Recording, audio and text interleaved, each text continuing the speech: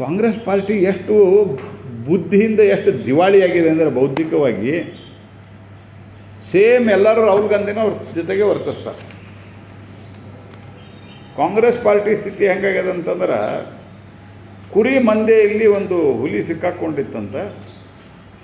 ಅವ ಸಣ್ಣ ಕುರಿ ಮರಿ ಇದ್ದಾಗ ಅದು ತಾಯಿಯಿಂದ ಬೇರ್ಪಟ್ಟು ಸಿಕ್ಕಾಕ್ಕೊಂಡಿತ್ತು.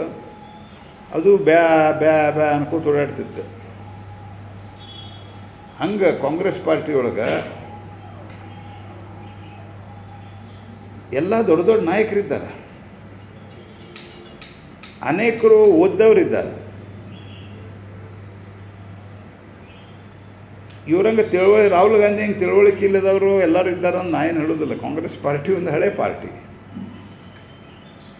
ಆದರೆ ಯಾಕೆ ನೀವು ಹಿಂಗೆ ಕುರಿ ಬಂದೆಯಲ್ಲಿ ಸಿಕ್ಕಂಥ ಏನೊಂದಿಷ್ಟು ಹುಲಿಗಳಿದ್ದು ಹಾಗಾಗಿರಿ ನೀವು ಅಂತ ನನ್ನ ಕ್ವಶನ್ ಅದ ನಿಮ್ಗೆ.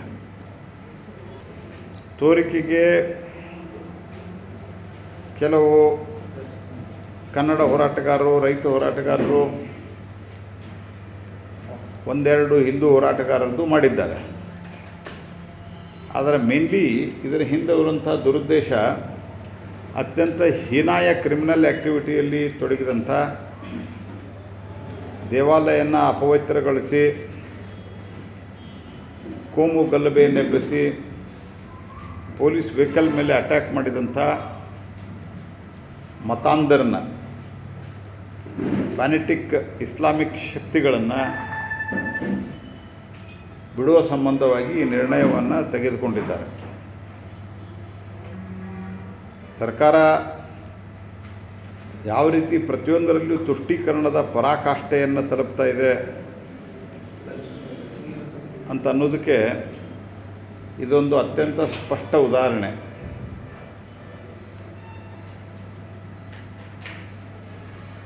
ಈಗ ಇದರ ಮೊದಲು ಕೇವಲ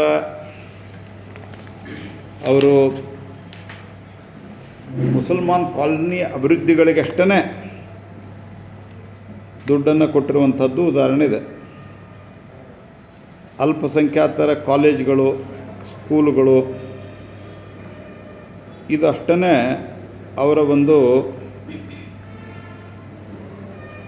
ಹಾಸ್ಟೆಲ್ಗಳು, ಅವರಿಗಷ್ಟೇ ಹಾಸ್ಟೆಲ್. ಹಾಗಾಗಿ ಉಳಿದವ್ರದ್ದೆಲ್ಲರದ್ದು ಒಂದು ನೆಪ. ಹಾಗಾಗಿ ಸರ್ಕಾರ ಪುನಃ ಈ ತುಷ್ಟೀಕರಣದ ಒಂದು ಪರಾಕಾಷ್ಠೆಯನ್ನು ತಲುಪಿದೆ.